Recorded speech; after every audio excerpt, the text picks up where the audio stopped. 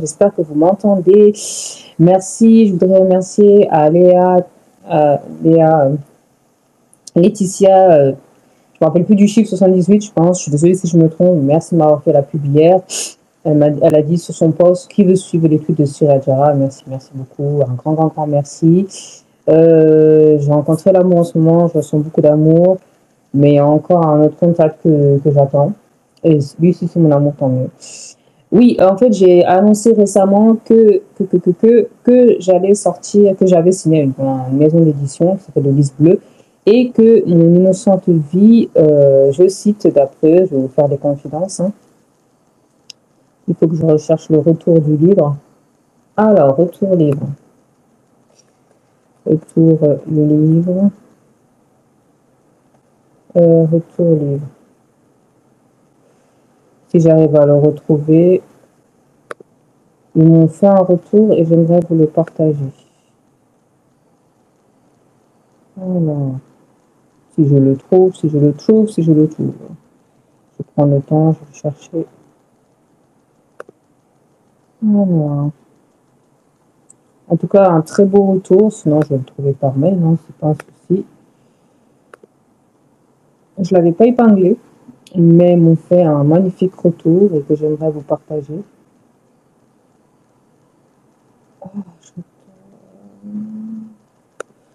Voilà mon prochain livre.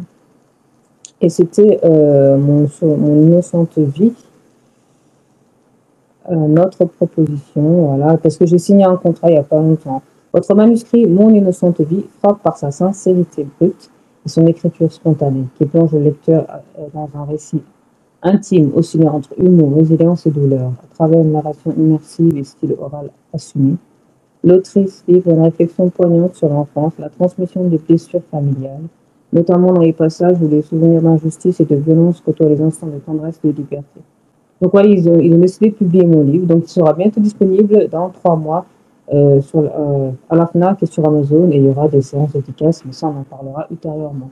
Entre-temps, j'ai envoyé mon deuxième livre, les amants choisis par ma mère, qui sera bientôt disponible, ils ont reçu le livre, et là je suis en train d'écrire le troisième, sachant qu'entre deux publications, il faut attendre 3 à 6 mois, donc c'est parti, si vous êtes chaud, je suis chaud.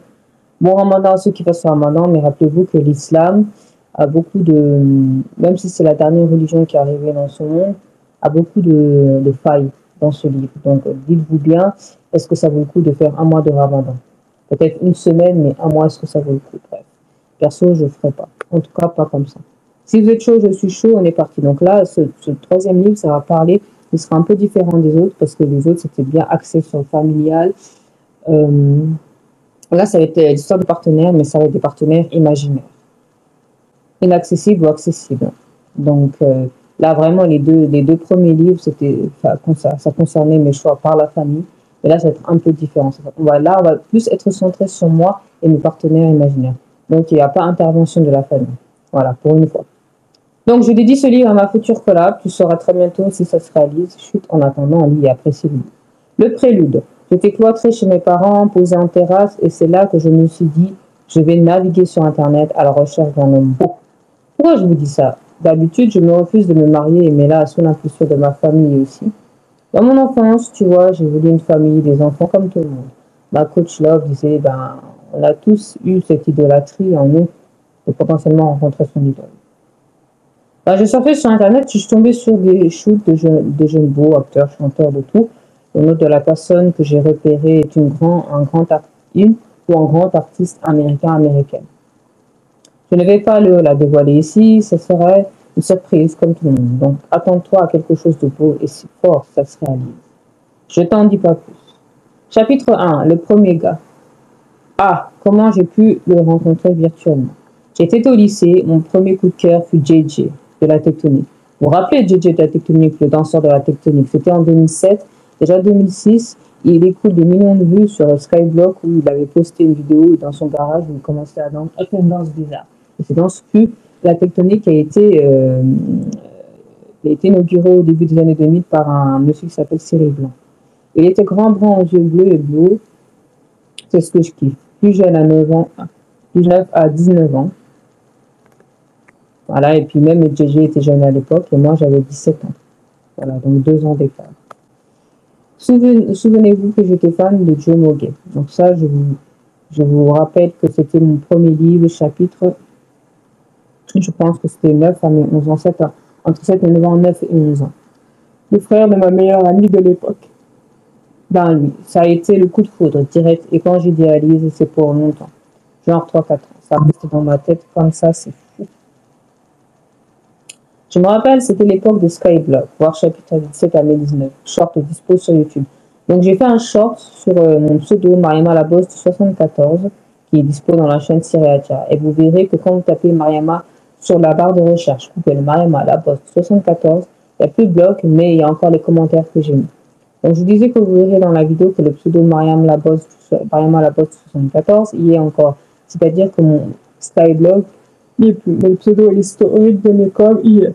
C'est vrai parce que moi, j'ai l'habitude de supprimer tout ce qui est derrière moi alors que ma famille non. C'est-à-dire que certains Skyblock n'ont pas été supprimés. J'avoue que c'est un que j'ai tapé à nouveau mon pseudo dans la barre de recherche Google, j'ai été étonné. Bref, comme je vous le disais, il y avait cette vidéo où je danse dans les vestiaires avec ma longue écharpe rose en laine et ma tenue de sport. Je me souviens comme c'était hier, filmé avec le phone d'une amie, et elle me l'a envoyé. Les vidéos sur téléphone n'étaient pas fiables à l'époque, mais ça donnait quand même. Une caméra de base, c'était mieux. D'ailleurs, Sandra, la réunionnaise, m'a fini en train de chanter le mur de la vie. Peu de temps après, je lui ai demandé sa vidéo avait disparu. Comme par hasard, de toute façon, tous mes souvenirs maternels disparaissent. Ça se demandait si c'est fait pour que je cours 20 ans plus tard derrière l'ancienne copine à ma mère, Nadia, où je lui avais réclamé mes disques enfants, ados, pré-ados, chez Affinity, car mon frère papa les avait cassés. Il avait 1 ou 2 ans à l'époque. À l'époque de 3 ans, voire 1 an, c'est normal. Comme dernièrement, le fils de ma tante Kingsley avait cassé aussi mes écouteurs cette année en 2025. Aïcha, ma tante, était gênée. Elle voulait repasser, mais sans son fils. Je lui ai dit pourquoi il est bébé. Non, je rigole, j'ai dit c'est pas grave. MDR. Bref, revenons à nos moutons. Ce JJ, il m'avait répondu sur son Sky. C'est une histoire vraie que je vous raconte. Je passe pas mon temps à mentir, c'était vrai. Il m'avait tapé JJ Tectonique, de toute façon, vous saurez qui c'est. Il m'avait dit yes, il faisait froid. En réponse à si ça a été la Russie. Si ça a été la Russie, je lui ai demandé. Je n'y étais jamais allé, mais je sais que c'est l'une des régions les plus froides au monde. Après l'Antarctique, le Groenland, la Sibérie et l'Arctique. Donc on échangeait comme ça et j'avais sa photo sur l'écran de mon portable de l'époque. C'était, je pense, un Sony Ericsson de 2008-2009. Amidou le voyait et me disait, mais c'est qui lui?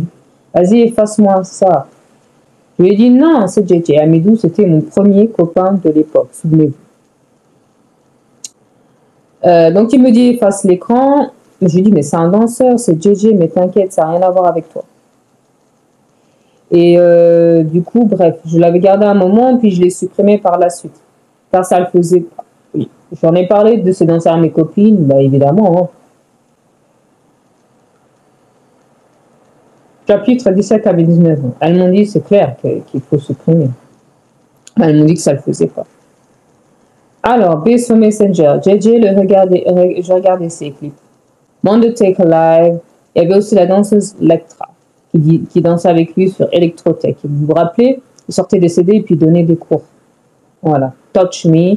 Ils ont sorti un clip et elle a dansé sur John Dalbach aussi. Donc je vous invite à regarder l'interview qui s'appelle Léa maintenant. Elle a toujours gardé la veste de l'époque. Elle a montré sa veste de l'époque. Et je me suis dit, wow, elle a toujours gardé. Maintenant, elle est coach pour influenceurs ou ceux qui font du contenu. Bah, j'ai voulu tenter ma chance. Bon, pas encore de réponse, mais j'ai envoyé ma demande. Lily Hazan, il y a quelques années, quand la tectonique s'est terminée, je lui ai envoyé un message en lui disant, alors t'as arrêté la tectonique? Elle n'a pas répondu. Ok, elle n'a pas eu le temps de répondre. Ça arrive, je me suis bien marrée de lui avoir écrit ça. C'est pas très sympa de ma part, mais ouais. Je me rappelle aussi à une époque aussi, quand ça avait démarré, elle répondait à tout le monde. Autre chose. Alors, j'ai connu une blonde de Lyon. Oui, je sais qu'il y en avait un tas, mais elle était blonde. Elle s'appelait Mimi à l'époque. mais une blonde de Lyon du nom de Mimi que j'ai repérée car je passais mon temps sur Facebook à scruter des contacts avec Jay. Donc cette danseuse venait de Lyon et je discutais beaucoup avec elle sur ses ambitions, ce qu'elle faisait sur Jay, le plus beau des as. À côté, j'avais en même temps les contacts dans le monde reggae, puisque plus tôt, je visualisais avec mon ex-beau-père et en son absence le concert de Didier Awadi. Didier Awadi, c'est un artiste sénégalais d'origine béninoise, un rappeur qui a commencé dans les années 90 avec son acolyte Doug. Voilà, Doug. Et ils étaient tous les deux, ils avaient mis 20 ans pour monter un label qui s'appelle le Studio Sankara et qui est à Dakar, dans le quartier Sikap Amitié. Je vous invite à faire des recherches sur Internet. Et donc, je regardais son concert en 2006 à Dakar en présence de l'artiste très connu Tikenja Fakoli, qui a une signature chez Universal et Barclay. Donc, à un moment donné, elle m'a proposé de m'envoyer un taxi que je vienne à Lyon. C'est iPhone, celui qui m'a dévergé, le mec qui m'a dévergé de Grenoble, ma première conquête, m'a dit, mais putain, mais ils sont riches ou quoi? J'ai dit ouais. Mais avec cette fille, ça n'a pas abouti. Je pense que c'était une perte de temps. Entre-temps, je parlais avec un certain Baga. Voir chapitre de mes 19... Non, Baga, c'est pas... Baga... Oui, 19 et 21, parce que je parlais depuis un moment avec lui. Hein. J'ai dit très belle, je parlais depuis un moment avant de m'envoler. Et dès que tu t'envoles, tu perds ta confiance en toi, parce que la vie, c'est pas pareil. Tu as plus de confiance, je me suis rendu compte dernièrement que tu as plus de confiance quand tu es dans ta famille, quand tu es dans le cocon familial.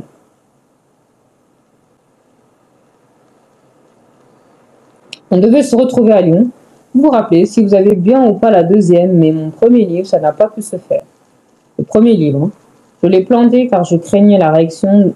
Oui, plutôt. Oui, plutôt je craignais la réaction des gens. Mais bon, c'est pas grave, on continue. Donc petit C, sa copine de Brignoles. Oui, je me rappelle bien. Je vous avais raconté ma discussion sur Messenger avec JJ et Marine de Brignoles, mais j'étais bien la seule à parler avec lui. Lui et Marine, cette petite de 16 ans avec qui il sortait. Et lui en avait 21 à l'époque. Voilà. Donc, c'était lui, le beau gosse. J'ai fondu quand il me l'a confirmé. J'étais contente, aux anges, presque toutes mes journées, mes pensées étaient rythmées sur quand il allait se connecter. Mais quand? Alors, j'étais la plus heureuse. Quand je pensais qu'il était en couple et que j'étais encore à fond sur lui. Bref, parmi tous mes crushs imaginaires, lui seul a arrêté, peu de temps après sa carrière dans la tech. Le jour où nos discussions ont pris fin et pourtant c'était le couple de confiance, c'est-à-dire on se dit pas mal de choses. La fille m'a bien fait comprendre qu'elle était à lui et que nulle l'une ne lui appartenait dès le début. Là, bref. Ça s'est terminé, elle m'a dit il est plus avec moi peu de temps après. Quoi, wesh? C'est quoi cette histoire? Elle m'annonce un matin que c'est fini entre eux et que si je le voulais, je peux l'avoir. Ce jour-là, j'ai dit stop, plus pour moi. Bon ben bonne continuation. Là, ça s'est fini comme ça, du jour au lendemain.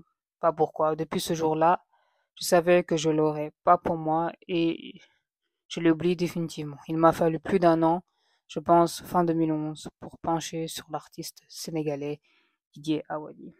Ah oui, l'idéalisme continue, la suite au prochain épisode. Voilà les gars, il fallait que je reprenne sur mon logiciel de montage parce que visiblement sur X c'est pas de bonne qualité. Je vais vous dire là ce que je vous raconte, le crush que j'ai eu plusieurs dizaines d'années plus tard, voire un peu plus.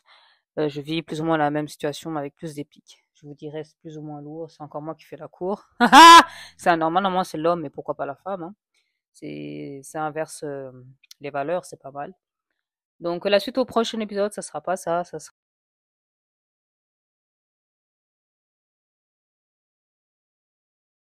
Je vous remercie. À plus. Bisous. Ciao.